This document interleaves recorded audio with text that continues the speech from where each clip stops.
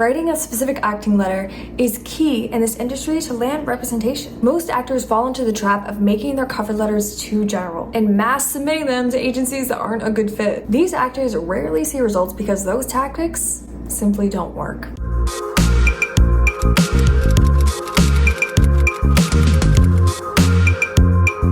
What's good, honey bunch? Happy Thursday. My name is Nico Austin Smith, and I've been successfully working in LA for the past 3 years. I help actors find their personal power by sharing my experiences and actionable steps that you can take in order to have a more lucrative career. If all that sounds good to you, let's continue on together. Welcome to the last video in my acting cover letter series. If you haven't checked out the first two, I highly recommend watching those before you dive deep into this one, as they contain pertinent information that you need to know in order to write a successful cover letter that sees results. So here is how to write a specific acting cover letter for representation. Stick around to the very end, and I will be showing you the acting cover letters that I've sent to land meetings and, of course, sign with my dream agency. The process of writing a cover letter is in 5 parts. Number 1 is a specific name of the person that you're reaching out to. Part 2 is mentioning your relationship or something that you have in common with the agency or the agent you're reaching out to. Part 3 is where you share a little bit about yourself, where you include your brand tagline. Part 4 is your call to action, and Part 5 is your sign-off. First things first, you need to be specific about who you're talking to. All of the research you've done about this agency and this specific agent has led you to this moment. I always recommend starting off with something you and the agent have in common. Maybe you both went to the same college. Maybe you're from the same city. Maybe you've met them before. Maybe you have a referral. Maybe you both support the same football team or baseball team or sports team, whatever. Try to find something that you both have in common and lead with that. So let's say I want to sign with, I don't know, I'm just making up, industry agency.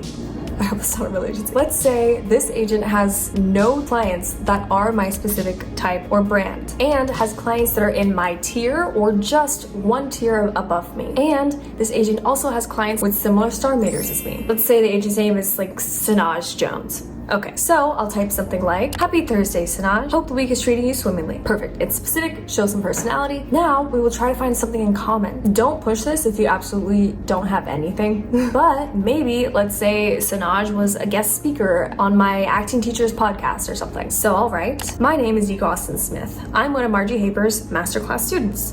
I loved what you said in her podcast about letting go of your comfort zone. I'm definitely learning how to do that more and more every day." So now that I've got her attention, I'll move on to part 3. And remember, part 3 is you pitching yourself and trying to sneak in some of your brand tagline words. So I've been living in LA for 3 years, and I recently wrapped 3 episodes on Euphoria, which I noticed your client Tyler Adams is also on. I've been described as an ethereal goddess with an edge and playing those vulnerable yet strong youthful characters. I really vibe with what industry agency stands for, and I've noticed there isn't anyone similar to me on your roster. I believe I'd be a perfect fit. Perfect. It's clear, it's concise, it's short, it has some of my branding words in it. Remember to always let them know that there's no one like you on the roster if that's the case. Now, there may be somebody who kind of resembles you, but they may not be your specific brand.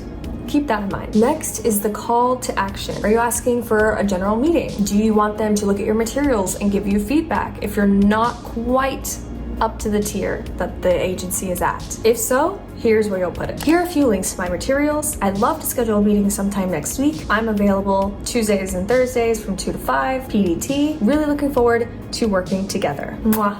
Brilliant. And finally, your sign off, part 5, which is your brand specific email signature that you can create in Gmail, or really any mail app, I assume. Your email signature, if it's on brand for you, should include your name, your tagline, in your specific brand font color. You can also add your socials if you'd like. I know on mine, if you click on my name, then it takes whoever clicked on it to my IMDb page. And of course, follow all of my top 10 tips on acting cover letters, like when to send the emails and how to track if the emails were viewed or not. As promised, here are the cover letters that I've sent that got positive feedback and results and let me sign with my my dream agency. There's also a cover letter in here that I sent to a news station when I was doing my own PR for This Game's Called Murder, which you can now watch on Amazon Prime. These cover letters basically came from referrals, so that's why they're a little bit lengthier, because I was talked up so much by the people who referred me. Otherwise, I probably would have cut them down a little bit if I was just cold emailing somebody. And yes, because it was a referral, there are some materials that I have that I attached directly to the email, but usually I would recommend against doing that if you don't know the person or if you're not getting a referral. Hope this helps, and I will see you all Thursday after next.